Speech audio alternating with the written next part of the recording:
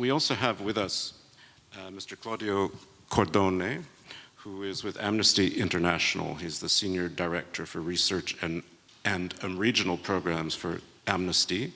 He's been in the Middle East, he's been in Bosnia, and one of the things that we've seen develop in the last decade or more has been the influence of non-governmental organizations, think tanks, Human Rights Watch also, even groups that have been kind of semi-privatized foreign ministries, like the International Crisis Group, which can have a big influence on policies. So what I just wanted to ask him to talk to you a bit about the power of the NGOs, I mean, their effect on our notions of larger rights and responsibilities, because states now seem to have more international responsibilities than are actually written down in the law.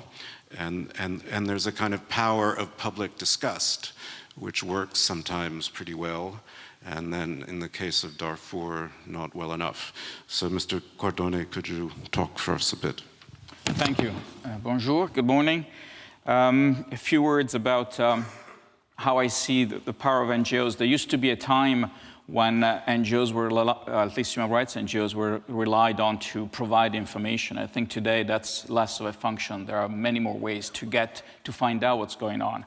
So I think our emphasis has moved more into, well, suggest solutions, make recommendations that are practical, that are realistic, engage with reality, don't just state the principle.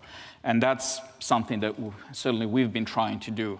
Now, when we do that, we can only work with what we say publicly effectively, and then sometimes we're used, sometimes we're misused, sometimes opposing sides in a conflict would both quote us to have a go at the other. Sometimes we can have impacts that we don't foresee. Say a debate in Parliament, or there's a debate about a military intervention, and somebody waves an amnesty report to say that's why we have to do it. George Bush Sr. and Iraq, for example. And then you may have the other side recalling the abuses of the previous one. So that's a reality that we're aware of, and you need to work with that. There's still the point about recalling basic principles. I think it's still important, and I just want to quickly go through, make 3 points in this respect. There was a lot of discussion yesterday, which I followed here, about even NATO as a main function promoting values that we all say are common and universal. What I like to stress in this respect is that these values ought to be comprehensive. There isn't a set of rights that is better than another. You can't talk to somebody about freedom of expression if they're starving. All those values, and we talk a lot about human security, which I think is a good term, but it's a term primarily there to comfort those who don't like to use the term human rights. But everything is there. Everything was there in the Universal Declaration of Human Rights, both sets of rights. And it's important that the human experience, human life, is that people remember that all those rights apply to individual. Just one symbolic issue: the United States and China, the two referred to as now the two key powers.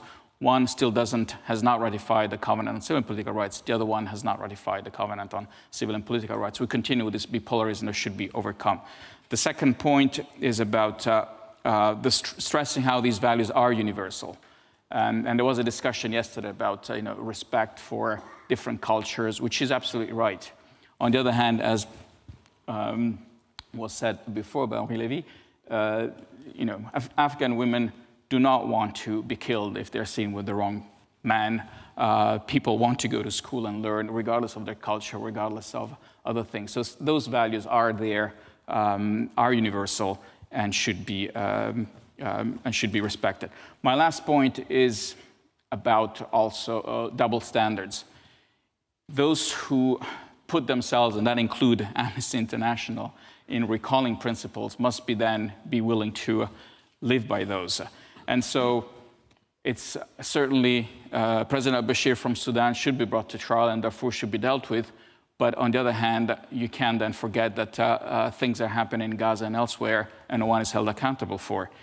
It is NATO has a key role in Afghanistan, but the chain of accountability is extremely confused.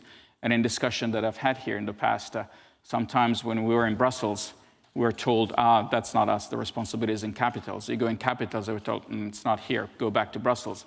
And I remember I was telling Jamie Shee the other day, wonder whether actually NATO maybe doesn't exist in some respects because you can't figure out where the responsibility lies. And the last point, I do want to stress that, I mean, we NGOs need to be held accountable, and we are held more accountable, not just in terms of questioning our recommendation or our methods of research, but also our systems of governance and finance and so on. And that's an important and a positive development.